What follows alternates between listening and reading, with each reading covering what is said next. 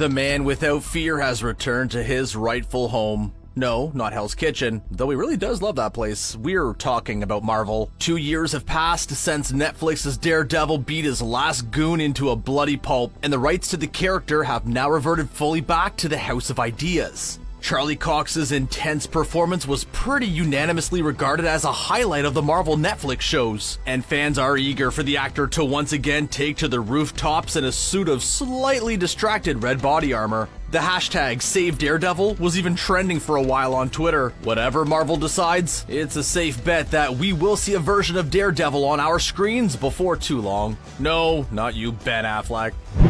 The most famous Catholic ninja in comic books has been adapted for live action twice, and the most successful by far has been for television. Couple that with the less flashy, lower stakes nature of the character, and Marvel could well decide to keep him on the small screen. In the long term, that could result in his own show, but there's no reason why we could not see him before that, perhaps as a supporting player in one of the many Marvel shows that has been announced for Disney+.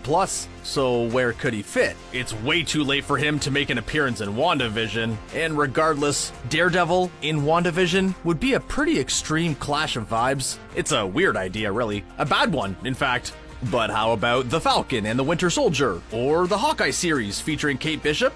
Both of these shows will feature more grounded street-level action, and like Daredevil, the heroes are highly skilled human beings rather than aliens or enhanced types, making them all pretty evenly matched. Matt Murdock could serve as a potential mentor figure for Kate Bishop, or as a future adversary for Sam and Bucky, should their limited series return for a second run. You could easily imagine him playing a similar role to the Punisher in Season 2 of Daredevil, beginning as an antagonist with his own agenda, and eventually teaming up with the main characters as an uneasy ally. The She-Hulk show could also be an interesting entry point for Matt Murdock. Bruce Banner's cousin is a legal eagle based in New York after all, so why not introduce the blind lawyer from Hell's Kitchen as a professional adversary, trading cases for the prosecution and defense across a courtroom? Matt wouldn't even necessarily have to suit up as Daredevil at all, but the door would be open for him to do so in the future.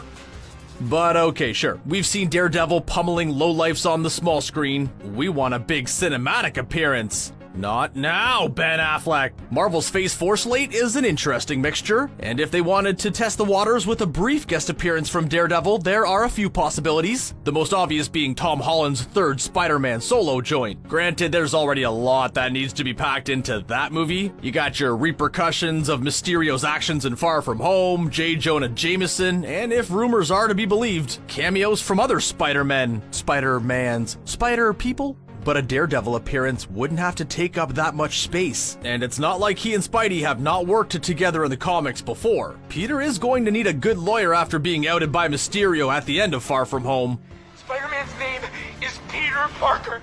So could Matt Murdock offer his services to a fellow New Yorker? Or could they simply come across one another while chasing the same goon down the same dark alley? It would certainly make more sense to feature him here than, say, awkwardly hitching a ride with Thor, or in the Eternals where he'd stick out like a sore thumb with, all those overpowered immortal cosmic beings. Hard to imagine those guys needing the services of a lawyer. But Shang-Chi is another possibility. While again, it's unlikely that Marvel would try to squeeze Daredevil into that movie this late in the game, though a post-credit tease is not out of the question. He could conceivably appear in a future sequel. The two characters have a history in the comic books, having once teamed up to take down the Kingpin, and the Devil of Hell's Kitchen would fit pretty neatly into a story about mystical martial arts. He's dealt with a few of them in the past. And then there's Doctor Strange.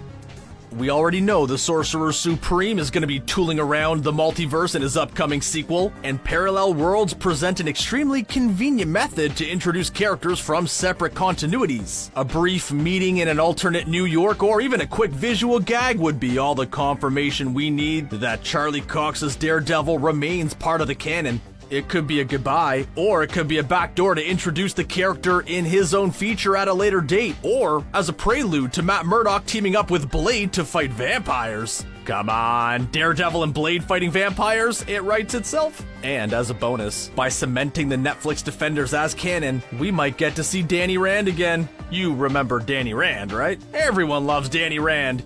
This guy. No? Okay.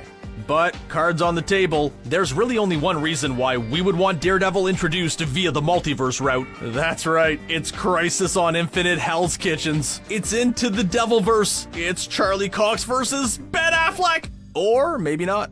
Of course, the character has only been back with Marvel for a few days, and we don't even know if they have the rights to the Charlie Cox version. That particular iteration could remain with Netflix. The upcoming slate remains changeable due to the ongoing COVID-19 crisis, and it could be that the House of Ideas wants to wait until they can introduce their own spin on the Man Without Fear. Maybe it'll be a completely new actor. Maybe he'll be a supporting character in a Foggy Nelson solo movie. What do you guys think? Sound off in the comments, like, subscribe, and we'll see you soon.